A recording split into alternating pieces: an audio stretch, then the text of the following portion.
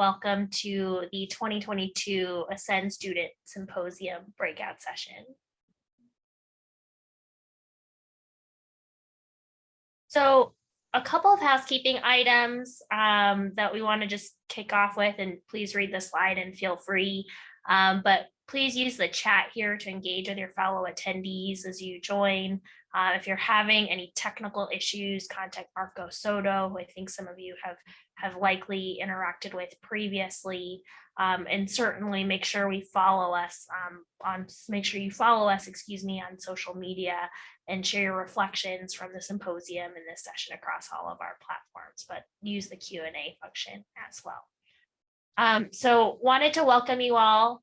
My name is Nikki Southwell. I am the co-president of the Ascend Midwest chapter. So here was a beautiful day in Chicago, not too hot and not too cold, just really a gorgeous day here. Want to spend a little bit of time with you all, kind of welcoming you to the session and talking a little bit about developing your value proposition before we kick off to a bunch of wonderful panelists that we have with us today. So a little bit about my background. In addition to being the co-president of the Ascend Midwest chapter, my day job is I am the chief of staff to the chief financial officer at Exelon Corporation. So we're an energy company headquartered here in the Chicagoland area. And it's, the idea of developing your value proposition is a really interesting one. You may talk about your value proposition, you may talk about your personal brand, which is another way of thinking about that as well. But in a competitive job market like we're in today, having a strong personal value proposition is really important. Definitely as you guys are thinking about your job search that you'll be going through here and in the career fair, but also in your overarching career strategy. I've been here at Exelon for the last 8 years, and this is not the only role that I've held here at this company. I've held many roles previous to this across our finance organization. And what has been at the heart of that is always defining what the value proposition is that I can bring, not just in every single role that I've been in, or if I've been looking to rotate into different roles, but also in meetings or in teams. And so it's a really important aspect of your career strategy that's going to continue to evolve and change over time. So you may have a certain value proposition today as a student, but as you kind of learn more and develop in the professional working world, you'll see more opportunities to add to that or change that slightly and see how you can succeed in the future. And so, as the Midwest chapter, we're super excited to welcome you all to the session today. Hope you're going to learn and take away a lot from our wonderful panelists and moderator. And then we'll actually close out with Vanessa, who is my colleague on the Midwest chapter, as well as our EVP. So without further ado, I'll let you get to the exciting part of this panel. I'm going to pass the mic around to Vera Fair, who is our moderator, and she herself is a chief of staff as well to the CTO at Boeing. So Vera, I'll let you take it away. Thank you very much, Nikki. I really appreciate that introduction, and I definitely resonate with a lot of the things that Nikki has shared as well in terms of developing your value proposition, which is our topic for today. So I'd love to dive right in, and I'm going to go ahead and introduce you to our panelists. So our two panelists for today are Eric Tarui, a Senior Director, Content Marketing and Customer Success at Experian. So Eric, I'm going to allow you to give a quick introduction. Thank you, Vera. Hi, everyone. I'm Eric Tarui. As she mentioned, Senior Director of Content Marketing. For those that don't know, Experian is one of the 3 large national credit bureaus or credit agents, reporting agencies in the United States. Collectively, I've worked for Experian, I think 12 years now, or coming up on 12 years. And also had an opportunity to work at other large companies, as well as those from like an emerging technology standpoint. So companies like working at Disney, Machinima, and even Text Plus. Experian has several employee resource groups, or ERGs. And so I'm part of the Asian American and Pacific Islander ERG. And we've been a national member with Ascend for some time, and pretty actively participate with the OC and Austin chapters. So really excited to be here and talk about value propositions. Awesome. Excited to welcome you to the panel. Thanks, Eric. Sure, thank you. And next up, we have Ireneo Mendoza, Regional Director at Robert Half. So Ireneo, I'm going to pass it over to you for a quick intro. Thanks, Vera. I'll make it short. So as mentioned, I'm the regional director for Robert Half in the Bay Area in California. I've been here for over 20 years. Quick value prop, I've placed over 10,000 candidates in my 20-year span here in the Bay Area for multiple companies. Robert Half, it's the largest specialized staffing firm in the world, and we can talk more about that later, but I'm very happy to be here and hopefully can help out. Thank you. Wonderful. Thank you, Ireneo. Thanks so much. Okay, so we'll dive right into this topic of developing your value proposition. So first off, I'd love to ask both of you, let's start off with the basics. What is a personal value proposition? I can take a stab at that. So I think value proposition is really something that maybe differentiates you, right? It's part of your, personality, maybe your behavior, right? But at the end of the day, like what do you have that you can bring to the table and introduce to an organization or group, right? As far as things that maybe you're better at or have more specialized experience, or it could be something that's fairly generic, right? If you're just a generally good problem solver, right? But I think really kind of understanding, taking inventory of maybe things that you're good at, right? I mean, I think that's as good a place to start, as well as maybe things that you're passionate about, right? Things that drive and motivate you. Excellent. Thanks, Eric. Ireneo. Sure. So I was thinking about this question and thinking about the audience. Sounds like we have probably students that are going to enter the workforce, and it's a hard question when you're younger and maybe you don't have a lot of experience in the corporate world, which is what you're trying to get into. That value prop, it can be generic, as Eric mentioned, right? A lot of us are going to say we're hardworking. A lot of us will say we're dedicated, but just pick something very specific. Again, your value props can always change. Just because it's your value prop in 2022 doesn't mean it'll be the same value prop in 2023, 24, etc. And what I mean by that is maybe you don't have a lot of work experience, but maybe you played in a team sport. Maybe you were part of a club in high school and college. What did you do that stood out that you can tell your prospective employee, hey, I don't have 2 years of experience, but I was part of this club. Here's what I did. This was the value I added to that club. Here's the value I added to that team. Here's the value I added to this additional family we were helping out. So I think don't think too big. Just pick something that you're really proud of that will stand out. And again, just people to remember that versus I'm a hard worker, I'm a good employee, because those are understood things that we should expect anyway. Yeah, really great points from both of you.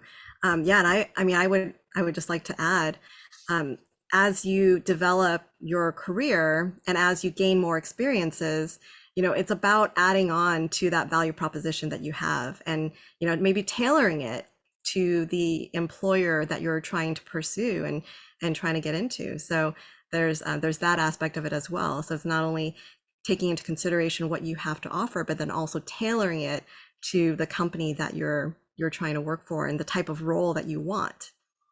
So over time, it definitely does develop and continue to mature as you grow in your career. So excellent, thank you both. And so let's talk about, why is it important for students to have a value proposition? Again, thinking about, as I think about maybe, trying to enter into the workforce, right? It is competitive, right? And there are other candidates and folks that are also, maybe trying to apply for roles or positions that you're interested in. And so, again, I think the differentiating factors that you can bring to the table, right? And I think Ireneo had a good point as far as, having very specific examples, and then to Vera's point, being able to tailor those examples specifically to those organizations, right? Because generally the process, right, as a hiring manager is you'll get flooded with a bunch of resumes, right? And then have to sift through the resumes and maybe make some pretty quick decisions on whether or not someone is a viable candidate or not a viable candidate, like kind of in the first pass. And so finding something that, again, can make you stand out, or things that you can bring to the table that might be different from, you know, the next person's resume. And then when engaging in those conversations and actually, you know, having those discussions or interviews, you know, again, really being able to demonstrate that you know, you understand maybe the company or the business that you're looking at, some of their objectives, and then again, really trying to dig and find, you know, the value propositions or maybe some of the successes that you've had in your past life and how that potentially could apply for this new role.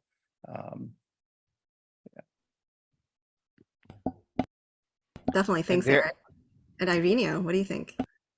so for me, just being in the Bay Area, there's 23 colleges in the Bay Area. So twice a year, you're going to have thousands of students looking for employment, most of them in a corporate setting.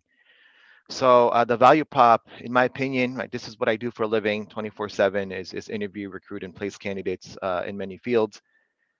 It's very important to have one. Again, it doesn't have to be a resume or value prop of so many accolades, right? I think employers understand if you're getting out of school that, hey, you may not have a lot of work experience, but being able to communicate well, knowing this is what my value props are, and these are what my value prop, this is what I stand for in the future. I wish my value props are going to be like this, and it can align with maybe the job or the company itself.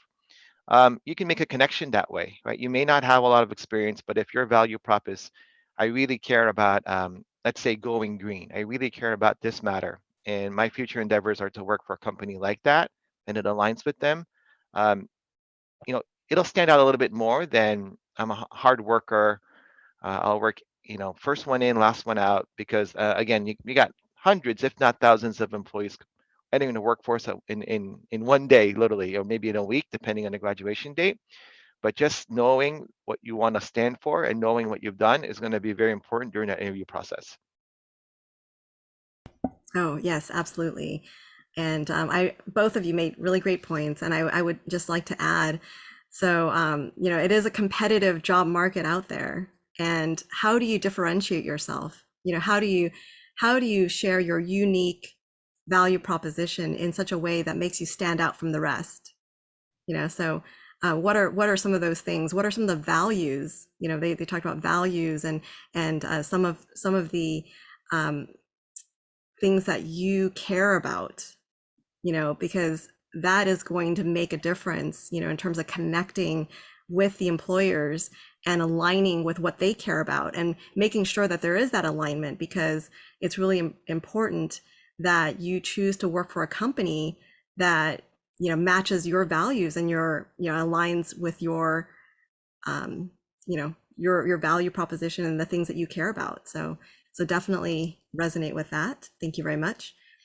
Okay, so let's talk about, you know, how would you develop an effective value proposition?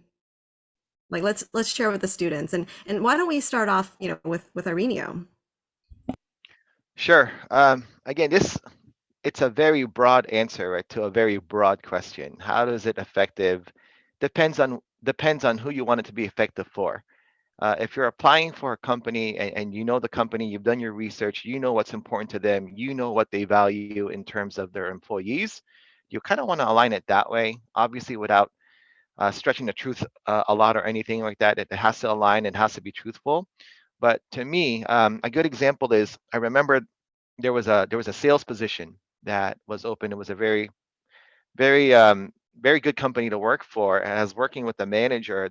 They picked an employee that didn't have the best experience, the most experience, maybe didn't work for the well-known company, but they picked them. And I remember asking the manager, "Hey, why her? You know, I sent you some candidates. You picked her." And she said, "Well, she told me that in sixth grade she made $100 selling candy bars at her school. That's what I want. I want that initiative, especially for a sales role." So she had that story, brings it up, right? And that was the difference between her getting the job versus someone with 2 years of sales experience, because they thought they could mold this person, and she had the drive to do sales. That's just one example. Um, I think if you're one of the students on here and you're looking to work, it's a good market, right? Right now, it's an employee market.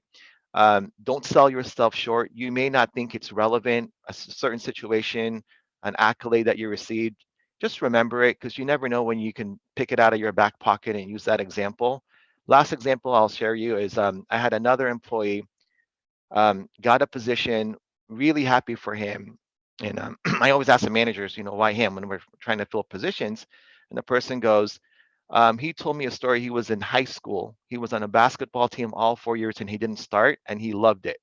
And the manager goes, I need team players. I need players that are going to do whatever it takes, not look out for themselves. It's more about the team. And that story stood out to me. So having those personal value propositions, depending when you use it, how you use it, and who you're talking to, it can make the difference between you getting that job or that opportunity. Yeah. Wonderful. No. Eric, yes, I'd love to hear from you. Yeah, no, I think those are great. And again, I don't have any good anecdotes or stories off the top of my head, but I think one of the things that comes through and maybe some of those examples, beyond just like purely academic or technical aptitude and your ability of performing tasks. I mean, I think there's an element that gets overlooked as far as like the soft skills, right? And kind of ability to communicate, ability to take chances, right? Ability to again, take the initiative, right? And do things that are maybe outside of your comfort zone. And then, having that that level of commitment and drive, right, to complete the task, right? I mean, I think those are other aspects of value proposition that shouldn't get overlooked, right? Besides, being the valedictorian or getting 4.2 or whatever, GPA and or being able to code. You may hear the anecdote, but sometimes people hire people because they think about, can I imagine myself having a beer with this person, right? And so just the ability of being able to have a conversation, maybe not get so focused on maybe, the minute details or minutia, but ability of also kind of looking at the broader picture and making sure that things are aligned, right? And so that, you're making good decisions, right, based on a broad range of information, both wide and narrow. And so I think I just want to iterate that the soft skills is an important element to also not lose sight of as you think about like value propositions or things that you can bring to the table. Especially if you're going to do things that deal with other people, right? So sales is a great example. If you're going to be a salesperson, hopefully you're very comfortable talking to other people and strangers, right? And building and establishing that rapport. I think that's a very important skill set to have, is your ability of interpersonal communication and establishing rapport. Oh, absolutely. And I just like to add on to that. I mean, sometimes the soft skills are the hard skills, they're the skills that you really need to have, in order to be able to connect, with the people you're working with. And, people love to work with people that they get along with. And, it's really important to have those soft skills and interpersonal skills to be able to work with others. So, sometimes you might think like, oh, well, I don't have these other skills that they might be looking for, but maybe you do have the soft skills, and that's makes the difference. And then to Ireneo's stories, I mean, it's great. Like I love to hear stories like that, and I'll just share a personal story. So I started at the Boeing company about over 20 years ago now. And back when I started, I was feeling very insecure because I didn't necessarily have a lot of like past like internship work experience. And so going in, I was thinking to myself like, oh, what do I have to offer? And I had done a lot of volunteering, a lot of working with nonprofits. And part of like my value proposition was all of the teamwork that I brought. I had worked on a lot of different teams, worked on a lot of different projects for the nonprofits. And I was feeling very insecure personally because I was like, well, I don't really necessarily have the strong work experience some of the others might have. But my boss who hired me said, wow, you had so much volunteer experience and so much nonprofit work experience that it was really a game changer for me in terms of being able to offer something different. So definitely loved both your perspectives.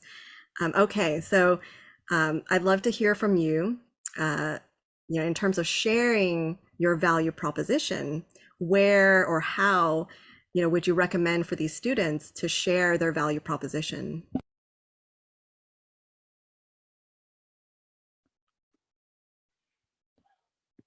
Who did you want to go first? Oh, Irenia, why don't you go first? Sure, sure. So this one will be similar to some of the answers that we've had already, or some of the, I guess, comments that we've had. Where and when, I'm assuming this would be during an interview when you want to share your value propositions. That's what my assumptions are. But if it is during that, just again, very similar answer. For example, if you're in an interview and they say, tell me about yourself, right? You want to have that answer ready to go. In addition to that, if they say, have you worked with Microsoft Excel? 9 times out of 10, the person being interviewed, they're going to say, yes, I do. All right. I think just add a little bit more. Just say, yes, I know Microsoft Excel. I use it on this class. I created XYZ spreadsheets. I also use pivot tables. I also use macros during this class. I can show you some of the spreadsheets I've designed.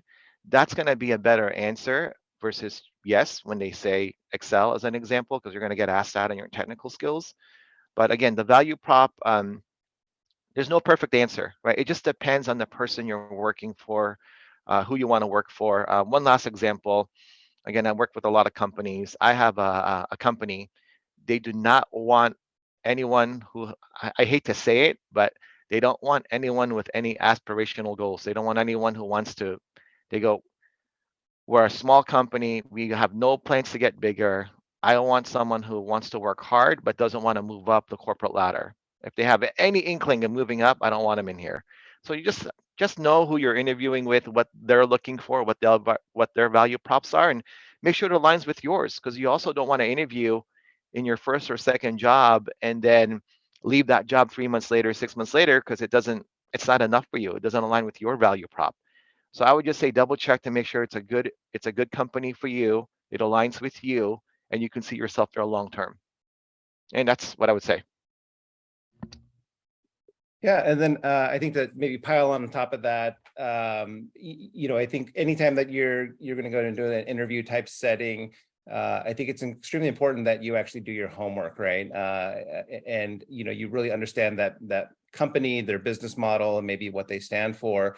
To the point that, again, if they offer products or services, to the extent that you can, sign up for the free trial, right? And place an order, receive the product, whatnot. But I think the more that you can, show that you've take some personal initiative and commitment to, wanting to work for this organization, right? I think there's plenty of times where, as the hiring manager, I'm interviewing somebody and I can tell that they don't know anything about Experian or our business model, right? And so, they're kind of just looking for a job, which is understandable, but is that really the person that, I want to hire, right? And so I think the ability of showing that you're prepared, and not only that you're prepared, but, if you have a chance to interact and engage with a product or service, hopefully you can also come up with some opinions, right? What did you like about it? What did you not like about it? And if you put yourself in the position or the mindset of, assume that they gave you the job, right? I got the job. Like, what would you want to do day 1, day 2, or within the first 90 days, right? And so I think that those would be really great examples or things that you could talk about, right? Like, things that I would do, or I think there's an opportunity to do this. Again, it shows some level of engagement, some level of understanding and work that you took on your part. You may be wrong, right, as far as some of the assumptions, or there's reasons why certain experiences aren't as good as you would like them to be. But I don't think a hiring manager would fault you for understanding, the nuances of the business, right? And again, if anything, would likely be impressed that you even identified or noticed these other opportunities. So again, I think that preparedness, they call it eating your own dog food, right? But try the product, right, and see what you like about it, what you don't like about it, and just be prepared to talk about it and share those experiences. Yeah, really great perspectives from both of you. I definitely agree with that. It's a proactive way of doing it. Actually going out and trying out the product. Learning more, doing research. Getting more of an understanding so that you can offer up advice or suggestions on how to make things better. I mean, companies love that. I mean, that shows proactiveness on your part. So really like that perspective. And then absolutely, in a job interview setting, you can share your stories, share about your examples, what you've done in the past that may help them understand what you can offer and what you can do in the future. And so in it, I'd just like to add, in addition to like a job interview setting, when you meet with recruiters at like a job fair, you're trying to connect with them to even try to get the job interview, initially just connecting with a recruiter and having that conversation with them, definitely share what you can in terms of your value proposition when you have that first connection with the recruiter or hiring manager at the career fair or wherever you meet them. It could be an event, it could be at the career fair. So just to add on to that, love the perspectives there. Okay, so let's kind of flip it around and say, what are some of the pitfalls that we need to avoid when it comes to value propositions? So Eric, why don't we start off with you?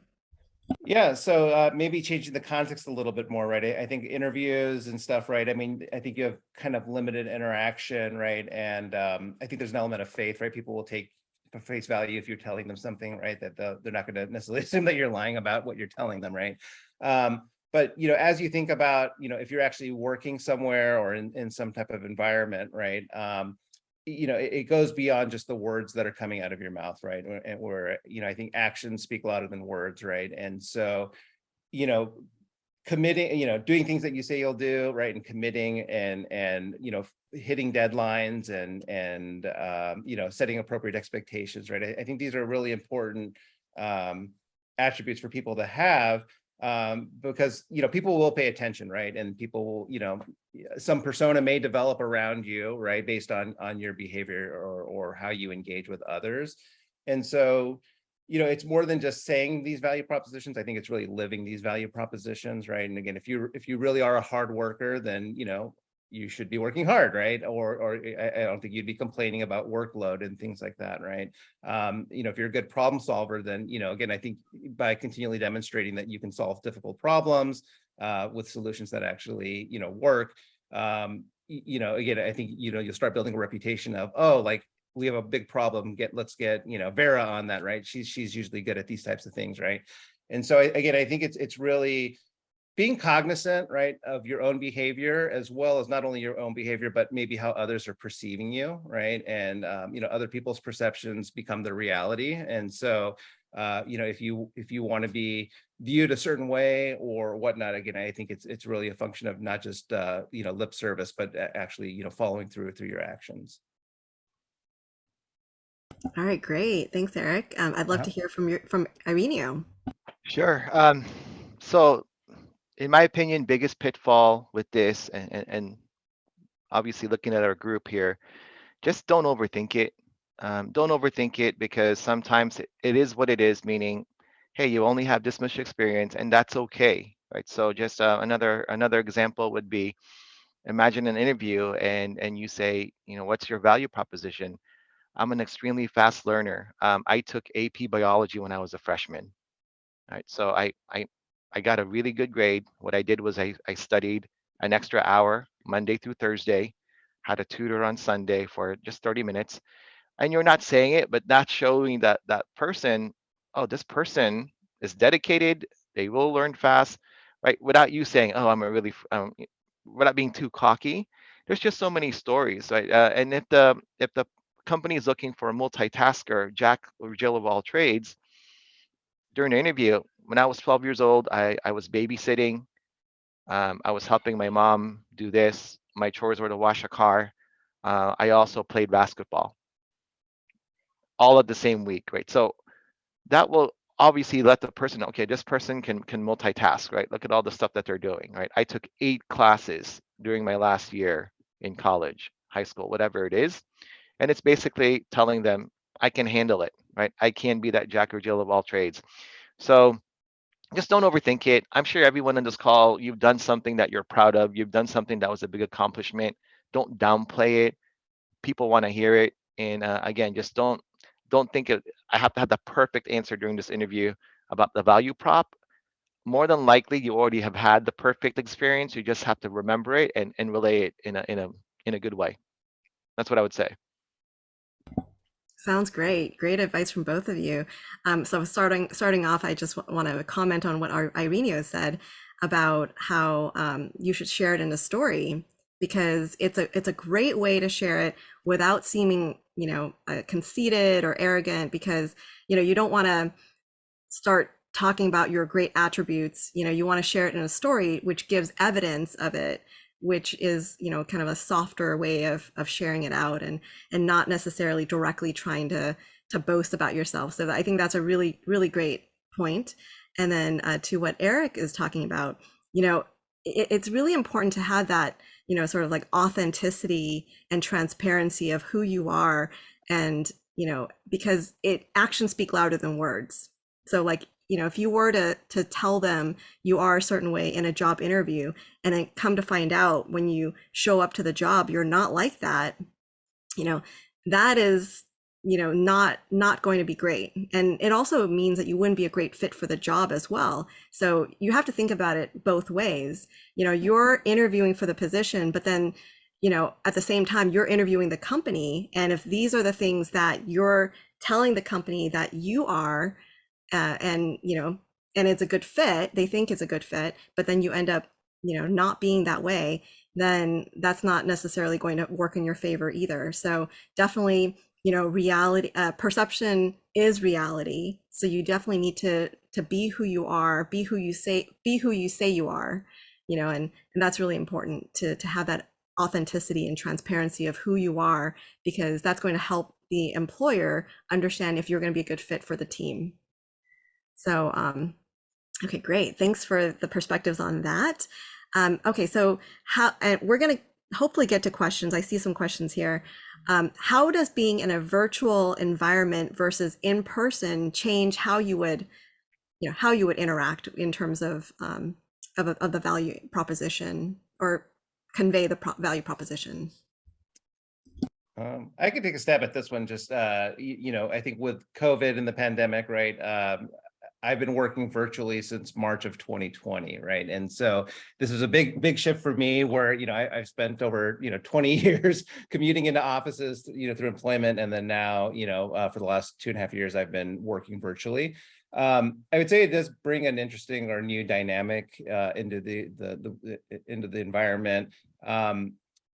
Personally, I think it takes a little bit extra effort to be actively engaged in these conversations or meetings that you might have. So most of my day is filled with meetings, and these meetings are all virtual.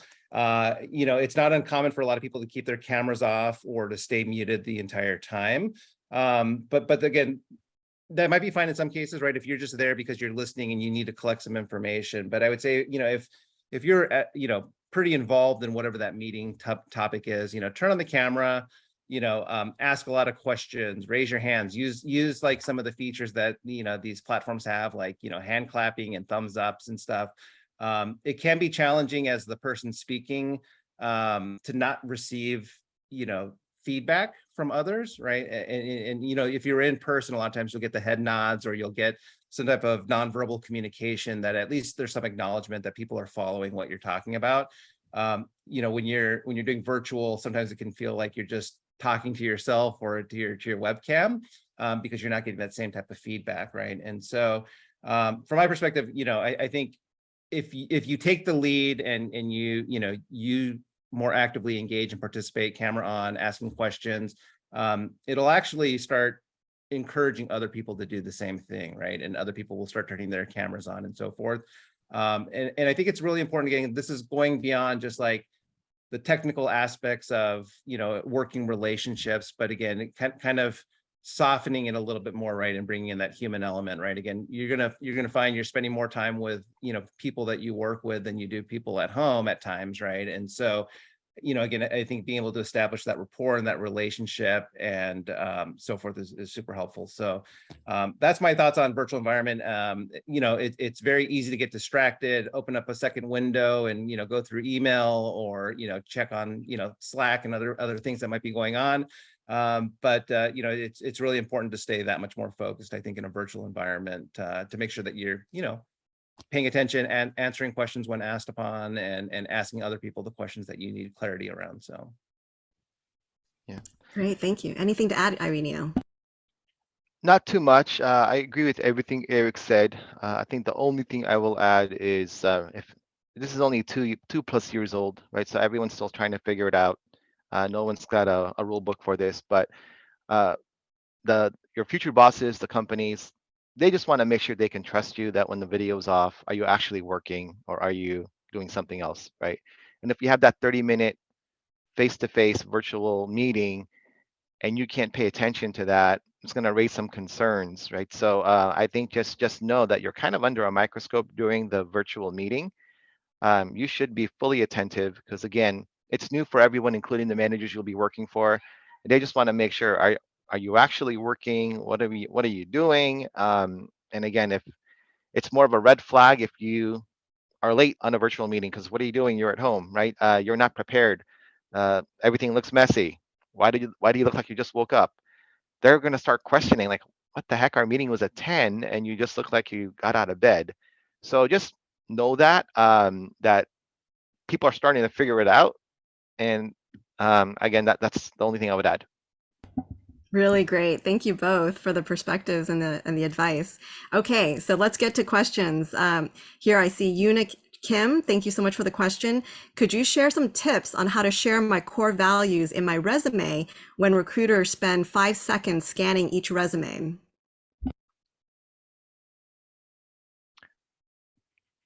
Was that to both of us? I'll defer to you already. This is more of your wheelhouse, so. Sure. I've seen, again, these are not one size fits all answers, right? So I've seen, you think about the last 3 years, it's really important for employees and employers to have aligned core values. You've heard stories, right? People don't eat at Chick-fil-A anymore for certain reasons. People don't use this product. People don't want to watch this television network because it doesn't align with their beliefs. If your beliefs are that important and it has to align 100% with the company you're working for, I've seen employees put it on the very top of the resume. Core beliefs, animal rights, whatever it is, because they will not work for any company unless it aligns with it. If you feel that strongly about it. Some people will put their volunteer experience that aligns with their core beliefs definitely under volunteer work or any extracurricular activities.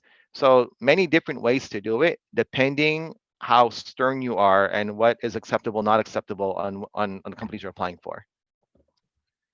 Yeah, and personally, I mean, I think other areas where you could put, I mean, I think LinkedIn is an important platform, right? As far as like, for your professional history and experiences, and there's elements or ability for you to, write a mini bio, right? And so that I think that's an area where you can do it.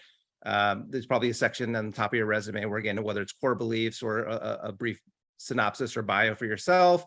There's cover letters, right, where I think you can sprinkle in anecdotes as well. Personally, I think one of the strongest ways for finding jobs too is through your network, right? To the extent that you can have someone else that's endorsing you at an organization, right? I think is also like another way that you can also share some of those value propositions with prospective employers. Great, thank you both. Okay, Emma Tan asks, based on the story Ireneo shares, should I always try to share a fun story or a habit about myself with the people who interview me? Again, it depends. Now, I like fun stories because if you think about it from our perspective, I put a job out there, Eric puts a job out there. Let's say 500 people apply. You call 100, you knock it down to 50, you interview 10 or 15. Most of those people will have the same experience, background, etc. Right? So whether you're IT, accounting, sales, finance, whatever, they're probably going to have very similar skill sets because that's what we ask for. And the people that have, in my opinion, they have a good story, they speak very well, they just stand out more. I just remember them more. Like, oh my gosh, you're the one who did this. But obviously, if the person you're interviewing was very stern and it's all business, you may not want to go too social, and you kind of have to read the interviewee, because again, if they're like just all business, and you go, hey, I did this at the circus and it was so much fun, they might be turned off by it. But I think most people will enjoy a fun personal story that aligns with maybe the question.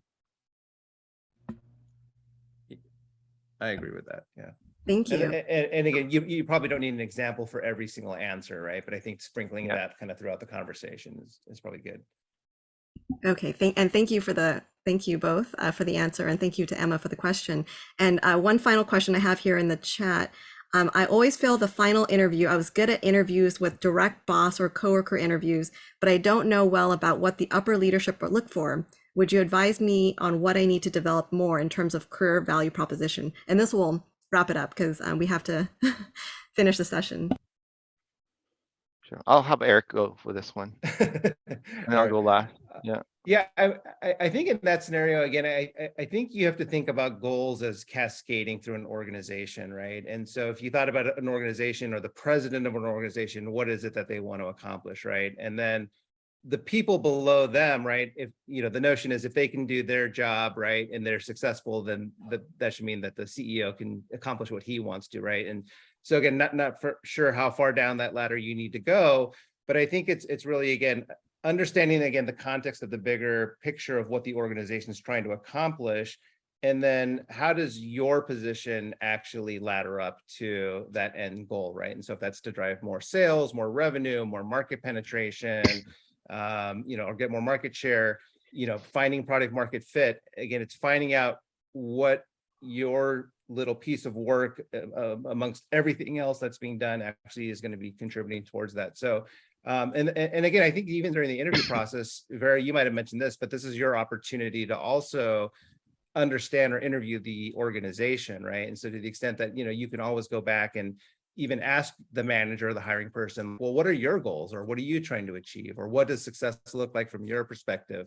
And sometimes if you can get those questions out kind of earlier in the beginning of the conversation, you can start thinking about how you can respond to those kind of towards the end of the conversation, right? And so don't be shy or hesitant to ask questions as well during the interview process. It should be a two-way conversation. And the last thing I'll add to this, because I know we're pressed on time, when you get to that level of an interview, meaning you're meeting with C-level people or higher ups, most of the time they're looking for one thing. Okay, can you help the company grow? If you align your answers to, I can help this company grow, and you're confident that you can do it, you'll have a good interview. Last thing I'll say is close them. You know, if I'm interviewing with Eric and he's the last person, Eric, is there anything that's preventing you from giving me an offer, making me an offer today? Are you hesitant on anything from our last 30 minutes? Are you skeptic of anything that I can't do? I'd love to address it now. You know, you do it that way, they're probably gonna go, okay, I'm confident this person can help us grow. And that's it, because I know it's 11. All right. Well, thank you so much, Eric and Ireneo. Awesome advice from both of you. Really appreciate it. Thank you to all the attendees as well for joining. Now, Vanessa is going to come and close us out. So thank you, Vanessa. Yes, thank you, Vera, Ireneo, and Eric for sharing your perspectives on value proposition. Just to conclude, my name is Vanessa Obrachta. I'm the Executive VP for Ascend Midwest. I want to thank you all for taking the time to join this panel today. The panelists shared some great tips that you can actually put into practice by attending the Ascend Career Fair tomorrow. And then also, I would encourage all of you to join the conversation, connect with Ascend leadership on all of our social media channels. But thank you all. I know we're right up at time, so thank you all for joining today, and have a great day.